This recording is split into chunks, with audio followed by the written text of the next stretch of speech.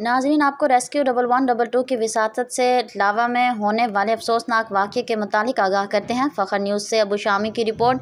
रिश्तेदारों में ज़मीन का तनाज़ा, गटाल बरादरी के 3 अफराद कत्ल, 2 अफराद ज़ख्मी हो गए। रेस्क्यू 1122 तहसील लावो के क्राइम एमरजेंसी की कॉल सुबह 7:30 बजे वसूल हुई, जिसमें बताया गया कि फायरिंग से लावो रोड पर अल रहमान पेट्रोलियम के पास कार पर फायरिंग के नतीजे में कुछ लोग ज़ख्मी हैं। रेस्क्यू 1122 स्टाफ दोनों एम्बुलेंस के साथ तहसील इंचार्ज मुमताज़ अवान जबी के ज़ेर निगरानी रवाना हुए। मौका पर मालूम हुआ कि रिश्तेदारों में ज़मीन के तनाज़े की वजह से 3 अफराद कत्ल जबकि 2 अफराद ज़ख्मी हो गए, जिनमें एम रफ़ाकत वल नूर खान उम्र 42 साल, जिनको एक गोली सर 2 सीने में लगी।